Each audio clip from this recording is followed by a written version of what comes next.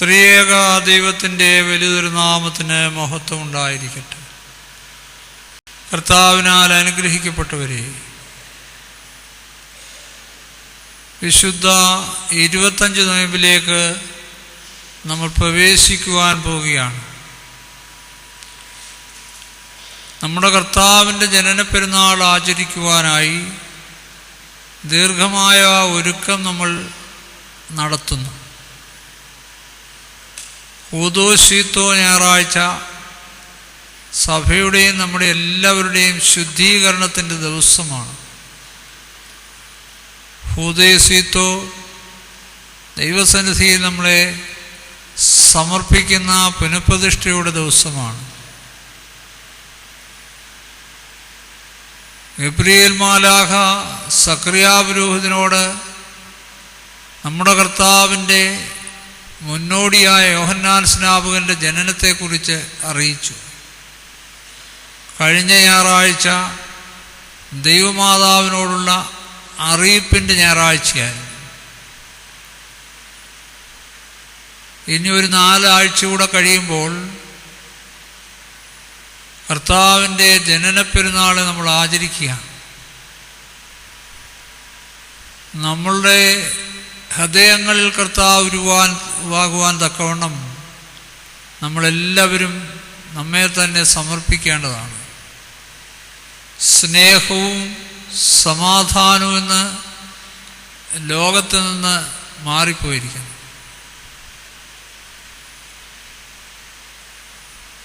സമാധാനവും സ്നേഹവുമുള്ള മനുഷ്യരെക്കുറിച്ച് പറയുമ്പോൾ അതൊക്കെ വെറും കഥകളാണെന്ന് പോലും സംസാരിക്കുന്ന ആളുകളുണ്ട്. ഇന്ത്യയുടെ രാഷ്ട്രപിതാവ് മഹാത്മാഗാന്ധിജിയെക്കുറിച്ച് വായിച്ചിട്ട് ചെറുപ്പക്കാരായ കുറേ പേർ പറയുകയാണ്, ഇതൊന്നും നടക്കാൻ പറ്റുന്ന കാര്യമല്ല, വെറുതെ കഥ എഴുതിയിരിക്കുകയാണ്.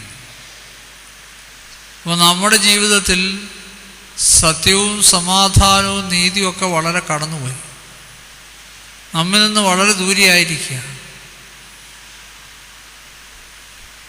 അന്ധകാരത്തിലിരുന്ന ജനം കർത്താവിൻ്റെ ജനനത്തോടൊപ്പം വലിയൊരു പ്രകാശം കണ്ടു. ഇന്ന് ഭൂമി മുഴുവനും അന്ധകാരാവൃതമായിരിക്കുക. തിന്മകളുടെ ആധിക്യം വളരെയേറെ വർദ്ധിക്കുന്നു.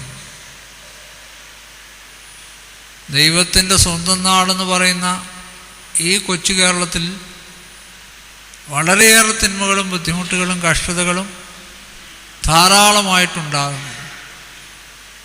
ഇതിനൊരു മാറ്റം വരണമെങ്കിൽ നമ്മുടെ എല്ലാവരുടെ ഹൃദയങ്ങളിൽ ഒരു പരിവർത്തനം ഉണ്ടാകണം. ദൈവിക സ്നേഹത്തോടെ ഓരോരുത്തരും മറ്റൊരുവനെ നോക്കുവാനും കാണുവാനും ഇടയാകണം. തിന്മപ്പെട്ട ലക്ഷ്യത്തോട് ലാക്കോട് നോക്കുമ്പോൾ എല്ലാം തിന്മയിലേക്ക് പോകും. ഇനിയുള്ള 25 ദിവസങ്ങൾ, അതായത് ഡിസംബർ 1 മുതൽ 25 വരെയുള്ള ദിവസങ്ങൾ നമ്മൾ കൂടുതൽ അനുതാപത്തോടെ ദൈവസന്നിധിയിലേക്ക് അടുത്തു വരണം. അങ്ങനെ അനുതാപം മുഖാന്തരമായിട്ട്, പശ്ചാത്താപം മുഖാന്തരമായിട്ട് നമ്മൾ ദൈവസന്നിധി അടുത്തു വരികയും നമ്മുടെ ഹൃദയങ്ങളിൽ കർത്താവ് ഉരുവാകുകയും ചെയ്യണം.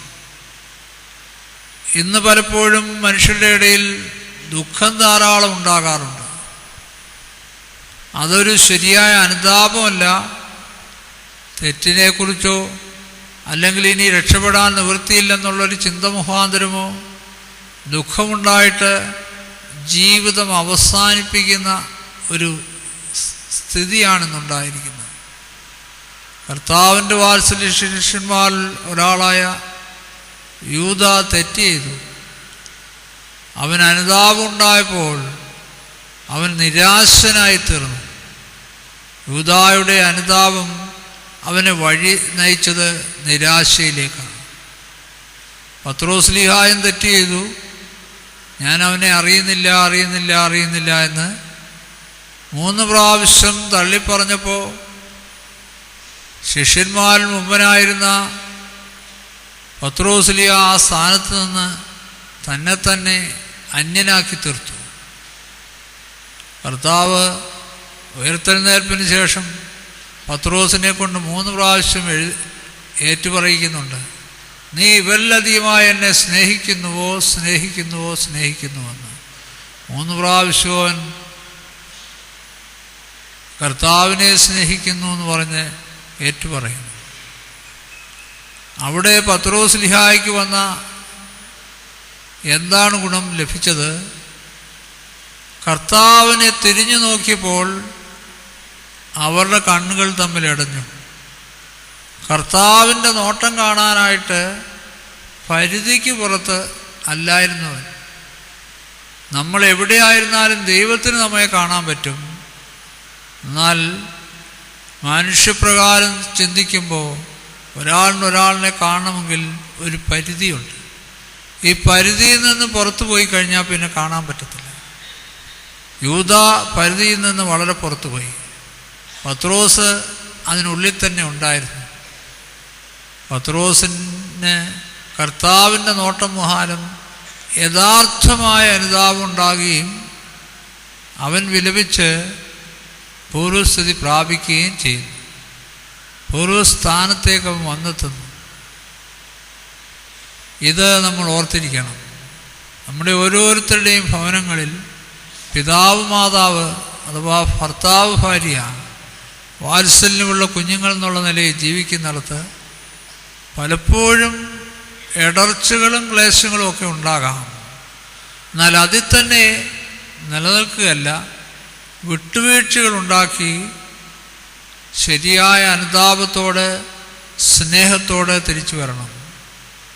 ഈ പരിശുദ്ധ 25 നോയമ്പിൻ്റെ ഈ കാലയളവിൽ നമ്മൾ ഓരോരുത്തരും തമ്മിൽ കുറവുകളെ ഉപേക്ഷിച്ചിട്ട് ദൈവസന്നിധിയിൽ ഏറ്റുപറഞ്ഞ് വിശുദ്ധ കുമ്പസാരം നടത്തി വിശുദ്ധ കുർബാന അനുഭവിക്കണം. കുമ്പസാരമൊക്കെ വളരെ നഷ്ടപ്പെട്ടിരിക്കുന്ന ഒരു കാലമാണ്. അതിനു പകരമായിട്ട് സൈക്യാട്രിസ്റ്റിൻ്റെ അടുത്തോട്ടാണ് പോകുന്നത്. അവിടെ ചെന്നാൽ പാപമോചനമൊന്നും കിട്ടത്തില്ല. അദ്ദേഹം ചില കാര്യങ്ങളൊക്കെ പറയും. ചിലർ പറയുന്നത് കേട്ട് പോയാൽ വലിയ കുഴപ്പമാകും. അങ്ങനെയുള്ള ചില സംഭവങ്ങൾ ഈ അടുത്ത സമയത്തുണ്ടായി.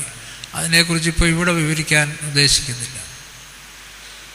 അങ്ങനെ ദൈവസന്നിധിയിൽ നിന്ന് അകന്നു പോകാനല്ല, ദൈവസന്നിധിയിലേക്ക് തിരിച്ചു വരുവാൻ, ഹൃദയങ്ങളിൽ കർത്താവ് ഉരുവാകുവാൻ ഈ 25 നോയമ്പ് നമുക്ക് ഇടയാക്കട്ടെ. ശരിയായ അനുതാപത്തോടും ദൈവസന്നിധിയിലുള്ള സമർപ്പണത്തിലും ജീവിപ്പാൻ ദൈവം നമ്മളെ എല്ലാവരെയും സഹായിക്കട്ടെ.